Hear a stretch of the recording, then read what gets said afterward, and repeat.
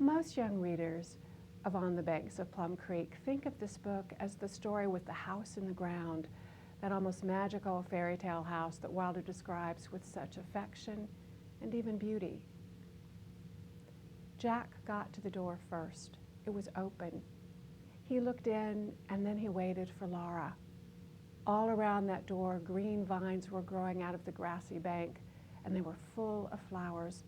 Red and blue and purple and rosy pink and white and striped flowers all had their throats wide open as if they were singing glory to the morning. They were morning glory flowers. Laura went under those singing flowers into the dugout. It was one room, all white. The earth walls had been smoothed and whitewashed. The earth floor was smooth and hard. Even Ma is pleased with their new home. It's small, she says, but it's clean and pleasant. We'll come back to discuss the dugout in more detail in the next lecture. Older readers, on the other hand, remember this novel for a totally different reason. That glittering cloud that appears over halfway through the novel and changes the fictional family's entire world, physically, emotionally, and economically. "What do you make of that, Caroline?" Pa asked. A cloud was over the sun. It was not like any cloud they had ever seen before. It was a cloud of something like snowflakes, but they were larger than snowflakes and thin and glittering. Light shone through each flickering particle. The hair on Jack's back stands up and he growls. Moments later, the first grasshopper hits Laura on the head. The cloud was hailing grasshoppers. The cloud was grasshoppers. Their bodies hid the sun and made darkness. Their thin, large wings gleamed and glittered. The rasping whirring of their wings filled the whole air, and they hit the ground and the house with the noise of a hailstorm. We'll talk more about these grasshoppers later in the next lecture, too. But for now, whether it's the house in the ground or that glittering cloud that makes On the Banks of Plum Creek so memorable to readers, they're both part of a larger theme that Wilder had for this book. And there's no question about what Wilder believed this book was about.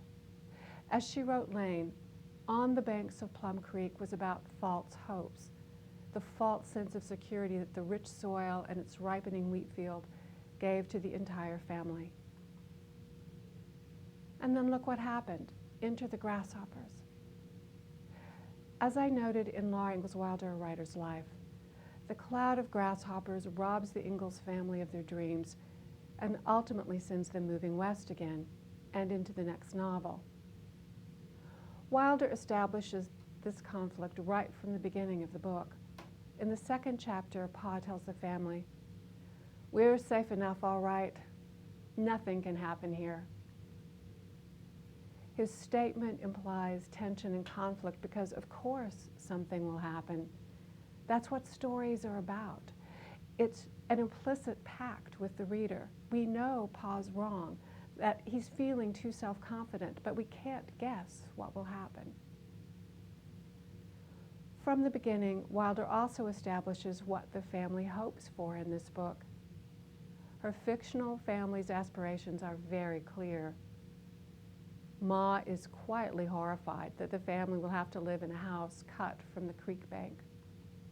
"Oh, Charles," said Ma, "a dugout. We've never had to live in a dugout yet." For her, this move west to Plum Creek represents a lowering of standards, a heartbreaking kind of economic and cultural impoverishment she had never envisioned for the family. And Pa quickly responds, "It's only till I harvest the first wheat crop. Then you'll have a fine house, and I'll have horses and maybe even a buggy. This is great wheat country, Caroline. Rich, level land with not a tree or rock to contend with." So the story is set in motion. The dugout, the promise of wheat, and the prosperity it will bring are directly linked. This is what the novel will be about. And while readers don't yet know what will go wrong, Wilder also provides a hint, a bit of foreshadowing also in the first chapter. After describing that rich, level land, Pa is nevertheless puzzled, unable to figure out why Hanson, the previous owner, planted so little. I can't make out why Hanson sowed such a small field. It must have been a dry season, or Hanson's no farmer. His wheat is so thin and light. Wilder doesn't provide a direct answer to this mystery in the novel, but the implication is clear. Hanson is getting out while he can, without revealing to Charles and Caroline that this country is suffering from an unimaginable blight. More too about this in the next lecture. And just a few pages later in the novel, Wilder makes another observation about this new country in which the family finds itself, and this too seems to foreshadow a new and perhaps more insidious threat in the seemingly tame part of the West. They all sit quiet looking across Plum Creek in the willows, watching the sun sink far away in the west, far away over the prairie lands. At last, Ma drew a long breath. "It is all so tame and peaceful," she said. "There will be no wolves or Indians howling tonight. I haven't felt so safe and at rest since I don't know when." Their new home is a different kind of place, a different kind of West. But then, On the Banks of Plum Creek was a different kind of novel for Wilder and for her characters. From the beginning, On the Banks of Plum Creek is a book with a clear central conflict driven by richly drawn, fully developed fictional characters. This is not a novel about how pioneers used to do things or how they lived. This is a novel about real people, or at least real people in the fictional sense of that term. The book explores their dreams and aspirations and how these fully developed characters face hardship and disappointment. So let's take a quick look at how Wilder deepened her primary characters in this book, starting with Ma and Pa, and how they become less archetypal in this novel and more realistic, fully developed characters with unique personalities and desires all their own. On the Banks of Plum Creek gives us a fuller, more developed portrait of Ma, who sometimes ventures out onto the prairie herself in this book, helping Laura find the badger's hole, for example, and fighting the tumbleweed fire that threatens their home toward the end of the book. She's also more critical of Pa, which at once increases the tension in the novel and makes her marriage to Charles Ingalls seem more believable and balanced. "A dugout is snug and cozy," said Ma, "but I do feel like an animal penned up for the winter." When in the middle of the book, Pa not only builds the family a new house, but presents Ma with a cook stove, the scene is more satisfying because of that slight tension between Ma and Pa. His longing for freedom and wide open space appears to have given way to her desire for stability and culture. Ma says, "Building such a house and glass windows and buying a stove, it's too much." "Nothing's too much for you," said Pa. But the scene, of course, and its implied tension continues. The family has taken on a great deal of expense on speculation. As Pa concludes, "Nothing's too much for you, Caroline. Just look through the glass at that wheat field." But it hasn't yet been harvested. There isn't any money in the bank, only debts in town. As for Pa, he too seems less archetypal and more human. Think about the scene in the straw stack when Pa confronts Laura and Mary about sliding in the straw stack, something he'd asked them not to do.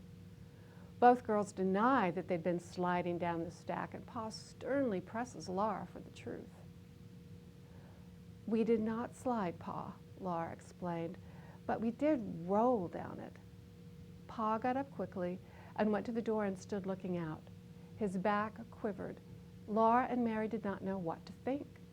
When Pa turned around, his face was stern, but his eyes were twinkling. This is such a human moment. Pa's shoulders are shaking with laughter. Laura has completely disarmed him, but he doesn't want her to see. In that moment, Pa becomes real, even vulnerable. Vulnerable to his own children and their uniquely innocent and literal view of reality. As for Laura and Mary, they too feel more three-dimensional and real in On the Banks of Plum Creek. Let's look at the scene in the chapter entitled Grasshopper Weather. "I declare, you eat more plums than you pick up," Mary said. "I don't either any such thing," Laura contradicted. "I pick up every plum I eat." "You know very well what I mean," Mary said crossly. "You just play around while I work." This scene, which happens early in the novel, illustrates Laura's and Mary's distinct personalities and reveals the tension between the two girls. Notice, too, that even the dialogue is more realistic and fully developed in On the Banks of Plum Creek. The vocabulary, the rhythm, the pacing of the dialogue here brings the scene and, by extension, the characters to life. Wilder does this again and again in this book. And sometimes, Wilder draws the distinction between Laura and Mary in one deft and effortlessly perfect line. Mary was too scared to move. Laura was too scared to stand still. This characterization of the two girls is certainly consistent with their depiction in Little House in the Big Woods and Little House on the Prairie. But in On the Banks of Plum Creek, Wilder finds a fuller and more compelling expression of the two sisters, their personalities, and the tension between them. As for Laura, there's no doubt that she is the main character in On the Banks of Plum Creek. All the action of the book is expressed through her point of view in limited third person. More about this in part 2